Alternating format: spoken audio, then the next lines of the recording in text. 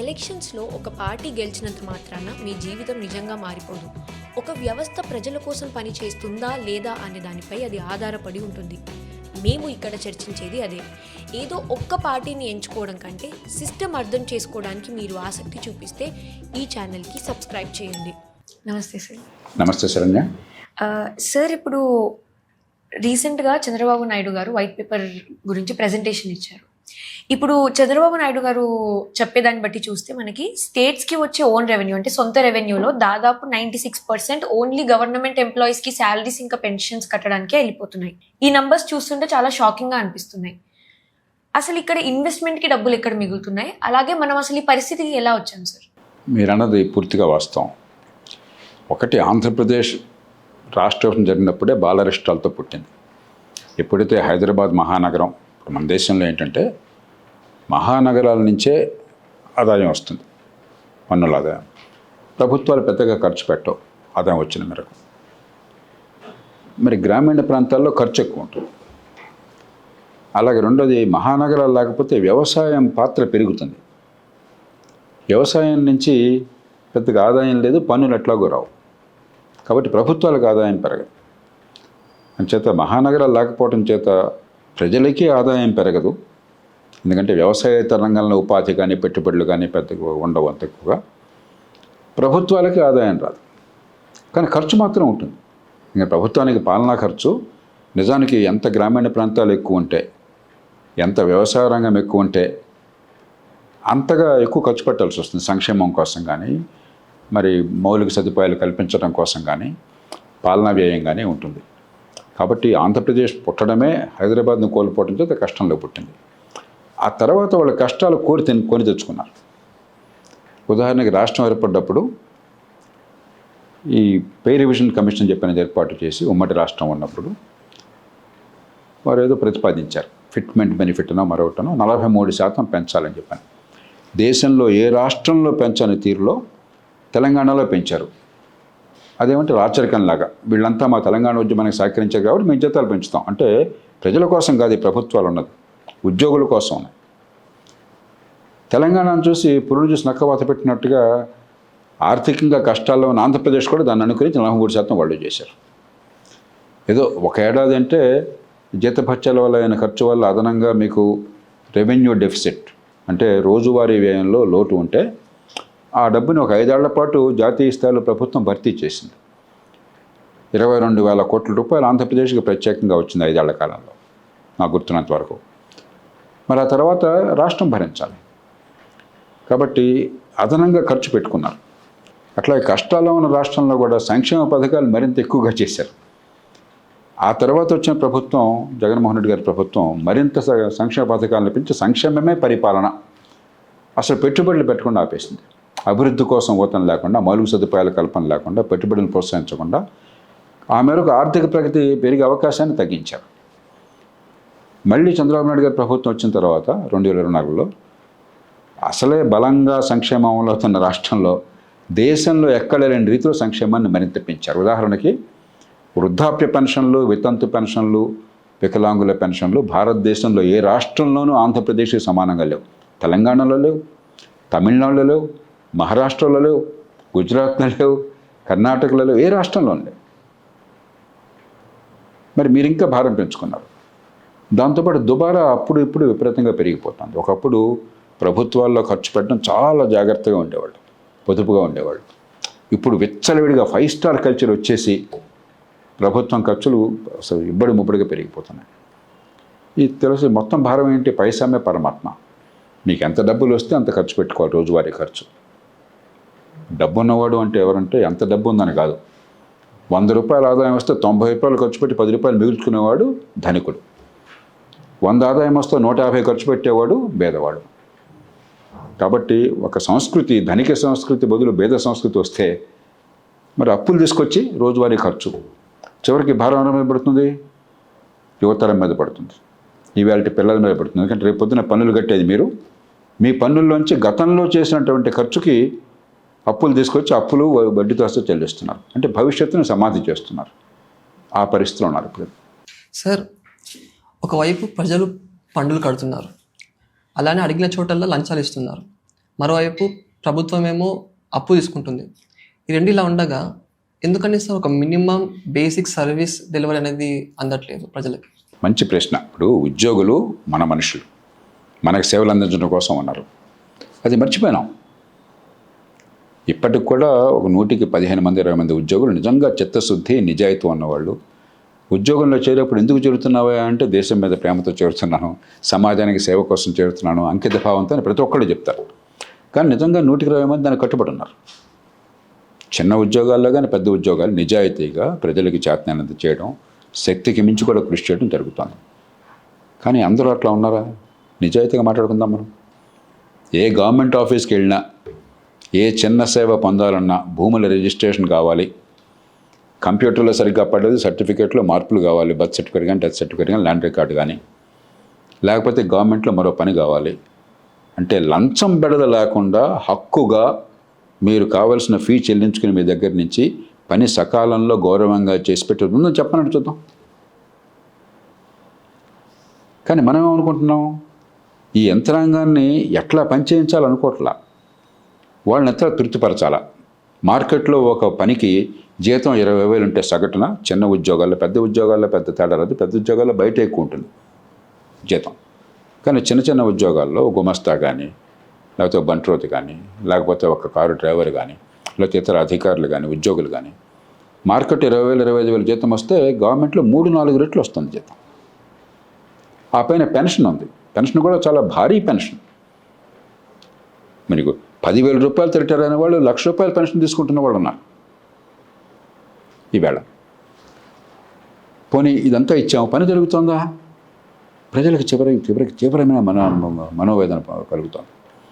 తమిళనాడులో చాలామంది చెప్తోంది, ఎందుకు ప్రజలు విజయ పార్టీకి పట్టం కట్టారంటే విసిగి వేసారి రోజువారీ ప్రతి పనికి కూడా అడుగడుగున లంచం ఉంది సార్, లంచం లేకుండా ఏ పని జరగట్లేదు, విసిగిపోయాం, అందుకని ఆయన ఓటేసాం చూద్దామని చెప్పట్లేదు. పార్టీలు ఏం చేస్తున్నాయి? ఉద్యోగులను తృప్తిపరచడమే మన ప్రధాన లక్ష్యం, ప్రజలను కాదు. ప్రజలు పెద్ద పట్టించుకోరు. ఎట్లాగో ప్రజలకు ఏదో తాయిలాలు ఇచ్చేద్దాం, తాత్కాలికమైన సంక్షేమం ఇచ్చేద్దాం, ప్రజలు అలాగో మనం బురుడి కొట్టించేయచ్చు. కానీ ఉద్యోగులను తృప్తిపరచాలి అని చెప్పని ఒక విచిత్రమైన విధానాన్ని చేపట్టినాయి. చివరికి ప్రజల బతుకు నరకం అవుతోంది, ఉద్యోగుల్లో నిజాయితీ పరుల బతుకు నరకం అవుతోంది. దోచుకునేవాడు దోచుకున్నంత మనం చూస్తున్నాం. ఈ మధ్యకాలంలో హైదరాబాద్లో కానీ మిగతా చోట్ల కానీ ఏసీబీ మరో ట్రేడ్ చేస్తే పెద్ద ఉద్యోగాలు కూడా కాదు, మధ్యస్థ ఉద్యోగాల్లో కూడా 10 కోట్లు 50 కోట్లు 100 కోట్లు 200 కోట్లు. అంటే ప్రజలకు అర్థమవుతుంది ఎంత భయంకరంగా ఈ దేశంలో కొంతమంది ఉద్యోగులు అధికారులు ప్రజలను దోచుకుంటున్నారు, ప్రజలకు ఎంత అన్యాయం జరుగుతోంది, పన్నుల భారం ఎంత పెరుగుతోంది, సేవలు ఎందుకు అందట్లేదని చెప్పని. కానీ రాజకీయంగా దాని ప్రభావం వస్తే తప్ప, దానికి మేము ఓటేస్తామని ప్రజల నుంచి స్పందన వస్తే తప్ప ఇది ఇట్లా కొనసాగుతుంది. ఎందుకంటే ప్రజలు ఎన్నికల టైం వచ్చేసరికి 100 అంశాల మీద ఓటేస్తారు, ఒక్కదాని మీద ఓటేట్లా. ఇప్పుడు తమిళనాడులో లాగా ప్రధానంగా రోజువారీ అవినీతిని మేము వ్యతిరేకిస్తున్నాం, వీళ్ళందరినీ కూడా బుద్ధి చెప్తాం అనే పరిస్థితి వచ్చిందనుకోండి, అప్పుడు పరిస్థితి వేరుగా ఉంటుంది. నాకు తేలిక కాదు అది రావడం మన ఎన్నికల వ్యవస్థలో. కానీ ఖచ్చితంగా కాలక్రమేణా ప్రజల్ని నిస్పృహ కొద్దీ ఆ మార్గాన్ని నెట్టుతున్నాం. ప్రజల్లో ప్రతిఘటన వస్తుంది, తిరుగుబాటు వస్తుంది, రాజకీయ సమాజంలో మొత్తంలో మారిపోతుంది. ఈ లోపల పాలనా వ్యవస్థ కానీ లేకపోతే సమాజం కానీ గందరగోళంలో మునిగిపోతుంది. కాబట్టి అంత జరిగే ముందే మేలుకుంటే పాలకులకు మంచిది. పరిపాలన ప్రజల కోసం, పన్నులు తీసుకునేది ప్రజల దగ్గర నుంచి, పన్నులు తీసుకునేది ప్రజలకు సేవలు అందించడం కోసం. అంతేగాని మిమ్మల్ని మీరు పోషించుకోవడం కోసం, గవర్నమెంట్లో ఉన్న వాళ్ళని నెత్తిన పెట్టుకోవడం కోసం, వాళ్ళ రాచరిక మర్యాదల కోసం, వాళ్ళ దేశాన్ని తెగబడి దోచుకోవడం కోసం కాదు. ఈ మాటలు అంటాం నాకు ఇష్టం లేదు. కానీ ఈ ప్రజలకి మార్గం చూపెట్టే మనుషులు కావాలి, నిజాయితీగా చెప్పే మనుషులు కావాలి. పెద్దానికి అబద్ధాలు ఆడి అదేమంటే గవర్నమెంట్ ఉద్యోగమే పరిష్కారం అన్న మార్గాన్ని చూపెట్టి దానికి ఒక 10-100 ఉద్యోగాలకి 1,00,000 మంది పోటీ పడేట్టు చేసి అది గొప్ప ప్రతిభ అనుకుని మనం చాలా పిచ్చి పనులు చేస్తున్నాం. దాని నుంచి బయటపడాలి. ఈ అంకెలే మనకు సంకేతం. ఉదాహరణకి ఆంధ్రప్రదేశ్లో తలసరి దాదాపు 20,000 రూపాయలు ప్రజల నుంచి ఖర్చు అవుతుంది జీతాల కోసం. ప్రతి మనిషి, కుటుంబం కాదు, కుటుంబంలో 4-5 ఉంటే 1,00,000 రూపాయలు. తెలుగు ప్రజలందరికీ అర్థం కావాలి. 1,00,000 రూపాయలు మీ కుటుంబం తరపున ఏడాదికి ఉద్యోగుల జీతభత్యాలకే పెడుతుంది. మిగతా ఒక్కటి మాట్లాడట్లా, వడ్డీలు కూర్చుకొని మాట్లాడతాను. ఇతర పాలనా వ్యయం, వాళ్ళ కరెంటు ఖర్చులు, వాళ్ళ కారు ఖర్చులు లెక్కేట్లా నేను. సార్ సంక్షేమం లెక్కేట్లా అసలు. మీ రోడ్లు బిల్డింగ్లు లెక్క ఇట్లా, ప్రాజెక్టులు లెక్క ఇట్లా. కేవలం జీతభత్యాలకే తలసరి 20,000 రూపాయలు అంటే సగటున ఓ కుటుంబానికి హౌస్ హోల్డ్ సుమారుగా 4గురికి 5గురికి ఒక కుటుంబం ఉంటుంది కదా, కుటుంబానికి ఏడాదికి 1,00,000 రూపాయలని కేవలం మీరు ప్రతి కుటుంబం చెల్లిస్తుంది జీతాల కోసం. ఇది చిన్న విషయం కాదు, ఇది చిన్న విషయం కాదు. మరి ఆ 1,00,000 రూపాయలు నాకేమవుతుంది, ఎందుకు 1,00,000 రూపాయలు కడుతున్నాను? ఆ ప్రశ్న ప్రజల నుంచి రావాలి, ప్రశ్నించాలి. ఈ సేవలు అందుకునే హక్కు మీకున్నది, దానికోసం పోరాడాలి. సిటిజన్స్ చార్టర్లు అన్నాం. ఆంధ్రప్రదేశ్లో మొట్టమొదటి సిటిజన్స్ చార్టర్లు పెట్టాం చంద్రబాబు నాయుడు గారి ప్రభుత్వం ఉన్నప్పుడే. 2002లోనో ఎప్పుడో గుర్తులేదు, లోక్సత్తాయి గట్టిగా ప్రతిపాదిస్తే ఆనాటి మున్సిపల్ అడ్మినిస్ట్రేషన్ కమిషనర్ గారు చాలా గట్టిగా నిజాయితీ పరుడు ప్రసాదరావు గారు పట్టణ ప్రాంతాల్లో మున్సిపాలిటీల్లో మంచి సిటిజన్స్ చార్టర్ మొట్టమొదటిసారిగా దేశంలో పెనాల్టీస్తో ఒకరోజు ఆలస్యమైతే 50 రూపాయల పెనాల్టీతో ఏర్పాటు చేశారు. బాగా అమలైంది. తర్వాత తీసిపారేశారు, పెనాల్టీలు. అంటే ప్రజలు కాదు మీకు కావాల్సింది, ఉద్యోగులను తృప్తిపరచడం తప్ప ప్రజల్ని తృప్తిపరచడం కాదు. ప్రజల్ని మభ్యపరచడము, ఉద్యోగులను తృప్తిపరచడము. ఎట్లా నడుస్తుంది ఇది? ప్రజలకు సేవలు ఎట్లా అంతాయి? డబ్బు పోయేది పోతూ ఉంటుంది, తలసరి 20,000 పోతుంది, కుటుంబం 1,00,000 రూపాయలు పోతుంది, పనులు జరగవు. అంటే మనం వీళ్ళని పోషించడం కోసం ఉన్నామా? మనం అప్పు ఉన్నామా వీళ్ళందరికీ? మన పన్నుల డబ్బు కట్టేది మన పనులు జరగడం కోసం అని చెప్పాను. ఈ విషయం మళ్ళీ మళ్ళీ చర్చకు రావాలి, పార్టీలకు అతీతంగా. సార్, మీరు ప్రజలకున్న ఫ్రస్ట్రేషన్ అనేది ఓట్లో చూపించాలి, అది వాళ్ళ హక్కు అని అన్నారు. నాకు 2 క్వశ్చన్స్ ఉన్నాయి. ఫస్ట్ క్వశ్చన్ వచ్చేసి, అసలు ఉన్న 2 పార్టీలు లేకపోతే 3 పార్టీలు ఏవైతే ఉన్నాయో అందరూ ఒకేలాగా బిహేవ్ చేస్తారు, పార్టీలు మారినంత మాత్రమన్నా ఇదైతే మారలేదు. ఎందుకంటే ఇప్పుడు ఆంధ్రప్రదేశ్లో చూసుకున్నా, తెలంగాణలో చూసుకున్నా 2 రాష్ట్రాలు ఫామ్ అయినప్పటి నుంచి ఇప్పటి వరకు పార్టీలు మారాయి, కానీ అలాగే ఉంది. ఇది తెలంగాణ ఆంధ్రప్రదేశ్దే కాదు, ఇండియా మొత్తాన్ని ఇదొకటి. సో వాట్ ఆప్షన్ అంటే ప్రజలకి ఏం ఆప్షన్ ఉంది? రెండో ప్రశ్న, మనకి ప్రతి ఒక్క స్టేట్కి కానీ లేకపోతే దేశానికి కానీ గవర్నమెంట్ ఎంప్లాయీస్ కూడా అవసరమే. అలాంటప్పుడు మనం సర్వీస్ డెలివరీ ఇంకా అలాగే అప్పులు తీసుకోకుండా జీతాలు కట్టేది 2 ఎలా మేనేజ్ చేసుకోవచ్చు సార్? మొదటిది, విజ్ఞత గల రాజకీయ వ్యవస్థ అయితే ఈ పూట పబ్బం గడపడం కాకుండా రేపటి ప్రమాదాన్ని పసిగట్టి ముందు జాగ్రత్తలు తీసుకోవాలి. వాళ్ళ పార్టీల కోసం, రాష్ట్రాల భవిష్యత్తు కోసం, ప్రజల భవిష్యత్తు కోసం. అలా కాకుండా రేపేమైనా నాకు సర్వనాశనం పర్వాలేదు, ఈవేళ నేను పదవిలో కూర్చుని నా బొజ్జ నిండితే చాలనుకున్నట్టయితే మీరు ద్రోహం చేస్తున్నారు. అప్పుడేమవుతుంది, ఉన్న కొద్దిగా సంఘర్షణ వాతావరణము, ప్రజల్లో నిరసన, అరాచకత్వము, అశాంతి, హింస పెరుగుతాయి. లేదంటే తమిళనాడులో లాగా కొత్త ప్రత్యామ్నాయాలని వెతికి మరీ తీసుకొస్తారు. ఎవరు ఊహించలేదు కదా విజయ నెగ్గే అవకాశం ఉందని చెప్పని. మనందరికీ అనుభవం ఏంటి, ఇప్పుడు దాకా ఒక 3వ పార్టీ వస్తే కొన్ని ఓట్లు వస్తే బాగా ప్రజల్లో కనుక కోపం అన్నట్టయితే, కానీ గెలిపి సాధ్యం కాదు అని మన ఎన్నికల వ్యవస్థ ఇంకో పార్టీని రానివ్వదు. కానీ ఇప్పుడు కొంచెం తొలి మొలకలు వేస్తున్నారు దేశంలో. అంటే ప్రజల్లో ఈ కసి, అవగాహన పెరుగుతున్నాయి. ఇంత దోచేసుకుంటున్నారు, మాకు పనులు జరగటం లేదు, కనీసం మాకు లంచం లేకుండా పరిపాలన జరగాలి, రోజువారీ పనులన్నా జరగాలి, మా పిల్లలకి చదువన్నా కావాలి. ఇప్పుడు మీరు ఢిల్లీలో చూశారు, ఇది కాక్రోచ్ పార్టీ మరొకటో. ఏమిటి అక్కడ? మేము కష్టపడుతున్నా కూడా, స్కూళ్ళకి కాలేజీలకి వెళుతున్నా కూడా, మరి పుస్తకాలు బట్టి పడుతున్నా కూడా, లేకపోతే మా తల్లిదండ్రులు ఖర్చులు పెడుతున్నా కూడా, మాకు డిగ్రీలు చేతుకున్నా సరే భవిష్యత్తు కనిపించటం లేదు. ఎందుకని? ఉత్తుత్తి డిగ్రీలు అయిపోయినాయి, నైపుణ్యాన్ని ఇవ్వట్లా. మనం దాని మీద శ్రద్ధ పెట్టట్లే. అసలు పిల్లల భవిష్యత్తు ఏమిటి? నిరుద్యోగ భృతి అంటున్నాం తప్ప మంచి నైపుణ్యాన్ని ఇచ్చి వాళ్ళ కాళ్ళ మీద నిలబెట్టిన ఏర్పాట్లు చేయాలి, విజయంలో బాగు చేయాలని ఆలోచించట్లా. మనం పైపైన పదాల్లో మాట్లాడుతున్నాం. అలాగే మహానగరాల గురించి పట్టించుకుంటున్నాం, హైదరాబాద్ కానీ, బెంగళూరు కానీ, చెన్నై కానీ. అమరావతి కావాలంటున్నా నేను పూర్తిగా దాన్ని ఆమోదిస్తున్నాను, ఎందుకంటే ఒక గ్రీన్ ఫీల్డ్ సిటీ కావాలి. కానీ నిజంగా అభివృద్ధి జరగాలని చెప్పంటే లక్షలాది 10 లక్షల ఉద్యోగాలని జిల్లాల్లోనూ, చిన్న పట్టణాల్లో సృష్టించాలి. అక్కడ మౌలిక సదుపాయాలు బాగు చేయాలి, టౌన్ ప్లానింగ్ ఉండాలి, అక్కడ పెట్టుబడులను ప్రోత్సహించాలి. కార్మిక చట్టాలను పూర్తిగా మార్చి కొత్తగా ఉద్యోగులు తీసుకోవడాన్ని ప్రోత్సహించాలి. పెద్ద పెట్టుబడులు ఎలాగైతే గూగుల్ లాంటి పెట్టుబడి మీరు తీసుకొస్తున్నారు, సంతోషం, $15 బిలియన్, నేను గట్టిగా దాన్ని సమర్థిస్తున్నాను. కానీ అది హైటెక్, హై ఎండ్, అది అవసరం. కానీ మధ్య కింది స్థాయిలో చిన్న మధ్య తరహా పరిశ్రమలు పెద్ద ఎత్తున రాకపోతే ఉపాధి జరగదు. దానికి ఎంత పెద్దపేట వేస్తున్నారు, వీటికి ఎంత పెద్దపేట వేయాలి. వాటికి ఏమవుతుంది, ఈ పెద్దవాళ్ళు వస్తే గూగుల్లో, మరొకళ్ళు మైక్రోసాఫ్ట్ వస్తే, ఒక అదానీ, అంబానీ వస్తే వాళ్ళు 1000 కోట్లు పెట్టుబడి కాబట్టి మరి ముఖ్యమంత్రి స్థాయిలో కూర్చుంటారు. మిగతా అవరోధాలన్నీ వాళ్ళు ఎదుర్కొంటారు, వాళ్ళు తెలుసు ఎలా మేనేజ్ చేయాలో. ఒక 3 కోట్లతో 5 కోట్లతో 100 మందికి 200 మందికి ఉపాధి ఇస్తానని చెప్పంటే వాడిని దుంప దింపేస్తున్నారు, నరకం అనిపిస్తున్నారు. దాన్ని ప్రోత్సహించకపోతే ఉపాధి రాదు మీరు. కాబట్టి ఈ మౌలికమైనటువంటి మార్పుకి సమాజం సిద్ధపడకపోతే సమాజం అశాంతికి గురవుతుంది, రాజకీయం ఆటుపోట్లకు గురవుతుంది. ఈవేళ రాజులు రేపు బంట్లు అవుతారు, ఈవేళ ఓడలు రేపు బళ్ళు అవుతాయి. ఎవ్వరూ తమిళనాడులో మీకు డిఎంకే ఏడిఎంకే 2 పెద్ద పెద్ద పార్టీలు, పాతుకుపోయిన పార్టీలు, బాగా ఉపాధి కల్పన పట్టణీకరణ ఉన్న రాష్ట్రంలో వాళ్ళని అకస్మాత్తుగా దించేస్తారని ఎవరు అనుకోవాలి. కాబట్టి ప్రజల్ని ఎప్పుడు చులకనగా చూడొద్దు. ఖచ్చితంగా ప్రజలు కాలక్రమేణా ప్రత్యామ్నాయాన్ని సృష్టించుకోవాలి. కానీ ఈ లోపల రాష్ట్రం నష్టపోతుంది, ఈ లోపల దేశం నష్టపోతుంది. మేల్కోవాలి, కొంచెం దూరదృష్టి. రేపటిని దాటి కొద్దిగా ఎల్లుండి గురించి ఆలోచించాలి. ఇక రెండో అంశం, మరి మంచుకో చెడుకు ఈ పరిస్థితిలో ఉన్నాం, ఎలా బయటపడాలి? కష్టమైన అసాధ్యం కాదు. మన అదృష్టం కొద్దీ ఏంటంటే యూరోప్ లాంటి దేశాలు ఉన్నాయనుకోండి, మనకంటే కష్టాలు ఉన్నారు, సంపన్న దేశాలే. కానీ ఏమైంది అక్కడ? ఖర్చు మరీ పెంచేసుకున్నారు. సంక్షేమం పూర్తిగా పరిధి దాటిపోయి దాన్ని ఆపడం సాధ్యం కాని పరిస్థితిలో పెంచేశారు, విపరీతంగా ఎంటైటిల్మెంట్స్గా పెంచేశారు, హక్కుగా పెంచేశారు. అదే సమయంలో ఏమైంది? ఆర్థిక ప్రగతి ఒక స్థాయి వచ్చిన తర్వాత ఆర్థికంగా ఇక్కడుంటే కొంచెం వేగంగా పెరుగుతాం, ఇక్కడుంటే ఎంత వేగంగా పెరుగుతాం? కష్టం కదా, స్తంభించిపోతుంది. అక్కడ 1% పెరిగితే బ్రహ్మాండంగా పెరిగినట్లక. చాలా దేశాల్లో 0 పెరుగుతారు, కొన్ని దేశాల్లో తగ్గుతుంది. జర్మనీ లాంటి గొప్ప దేశం, ఆర్థికంగా ఉన్నతంగా ఉన్న దేశం కూడా కష్టాల్లో పడింది. దాంతోపాటు జనాభాలో ఏమైంది? పన్ను కట్టేవాళ్ళు తక్కువయ్యారు. ఎందుకంటే పని చేసే వయసు ఉన్నవాళ్ళు, వాళ్ళకి వచ్చే ఆదాయం నుంచే కదా పన్ను కట్టేది. ఆదాయం లేకపోతే పన్ను ఏం కడతారు?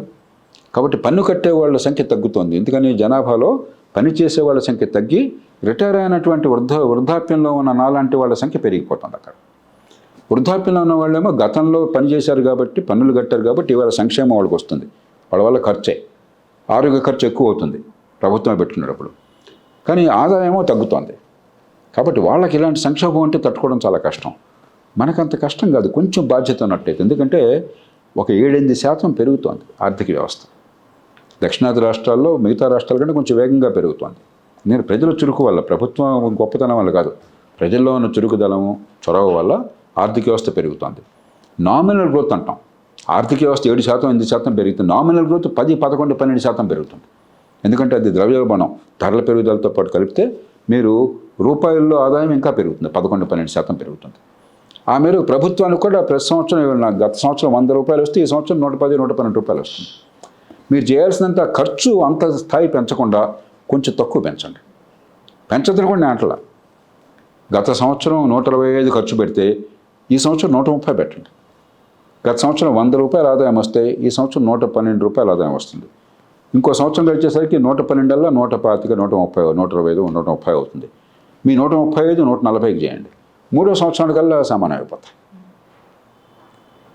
ఈ మాత్రం బాధ్యత కూడా లేకుండా, రేపన్నది లేకుండా ఉంటే మీకు పిల్లలంటే ప్రేమ లేదు, వచ్చే తరం అంటే జెన్జీ అంటే గౌరవం లేదు, మాటలు తప్ప.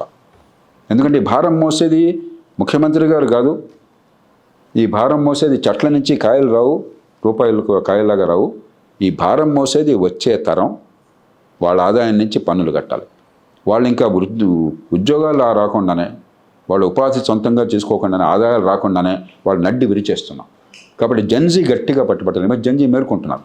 మేలుకునేది కేవలం మాకేదో అది కావాలి ఇది కావాలంటే చాలదు. మీ మీద మీకు ఆస్తులు పంచకుండా అప్పుల భారాన్ని పెంచితే అనుభవించేది మీరే, నష్టపోయేది మీరే. ఈవేళ మేలుకొని నిలబడండి గట్టిగా. ఎందుకని మీరు ఈ రకంగా వచ్చే ఆదాయం కంటే ఖర్చు ఎక్కువ పెట్టి మా బతుకులు నాశనం చేస్తున్నారు? డబ్బు కట్టాల్సింది మేం కదా రేపు పొద్దున. మా బతుకులను ఎప్పుడే నాశనం చేస్తే మాకు భవిష్యత్తు ఏముంటుంది అన్న మాట మీ నుంచి రావాలి. ఖచ్చితంగా జరిగినట్టయితే, కొద్దిపాటి క్రమశిక్షణ పార్టీలు పాటించినట్టయితే ప్రభుత్వాలు 3-4 ఏళ్లలో దారికి వస్తుంది. అకస్మాత్తుగా మేట నొక్కి వచ్చేదేం కాదు. ఆంధ్రప్రదేశ్లో ఉదాహరణకి ఇవాళ అప్పుల భారం అంతా కలిపితే, ఏది మీకు బకాయిలు కూడా ఉన్నాయి, దాని మీద వడ్డీ కడితే మీకు అప్పుల భారం అంతా కలిపితే 60-61%. ప్రభుత్వం చెప్పిన ప్రకారం 58%, 57% ఉన్నది. ఇది మొత్తం రాష్ట్ర స్థూల ఆదాయంలో. నిజానికి 20-25 కంటే దాటకూడదు, 30 కంటే దాటితే మంచిది కాదు. కానీ ఇప్పుడు నేను చెప్పిన పద్ధతి పాటిస్తే ఒక 5-10 ఏళ్లలో క్రమక్రమంగా 30కి వచ్చేస్తుంది. జాతీయ స్థాయిలో కూడా మనకి 61, 62 దాటింది. జాతీయ స్థాయిలో 40 మనకు నామ్. కోవిడ్ టైంలో 61, 22 అయింది. ఇప్పుడు 54, 55 తీసుకొచ్చారు. వచ్చే 2-3 ఏళ్లలో 50% వచ్చేస్తుంది. ఇంకో 2-3 ఏళ్లలో 40%, 45% వస్తుంది. వాళ్ళేం ఖర్చు తగ్గించాల, రికార్డు స్థాయిలో పెట్టుబడులు పెడుతున్నారు. మౌలిక సదుపాయాల కోసం నేషనల్ హైవేస్ కానీ లేకపోతే ఇతరమైన పెట్టుబడులకు కానీ దేశ చరిత్రలో రికార్డు స్థాయిలో పెట్టుబడులు పెడుతున్నారు. కానీ పొదుపుతనం పాటిస్తున్నారు, వచ్చేటువంటి ఆదాయం చూసుకుంటున్నారు. ఆదాయం పెరిగిన మేరకు ఖర్చు పెంచకుండా క్రమక్రమంగా అప్పుల భారాన్ని తగ్గిస్తున్నారు. ఇది కాస్త పిల్లల మీద మమకారం ఉండి వచ్చే తరాన్ని కాపాడుకుంటే చేసే పని. రేపు నాకేంటి ఇవాళ ఈ పూట నాకు దానికి చెప్తే అప్పు చేసి పప్పు కూడా తింటే సరిపోతుంది కదా అని చెప్పి అనుకుంటే పిల్లల భవిష్యత్తు నాశనం అవుతుంది.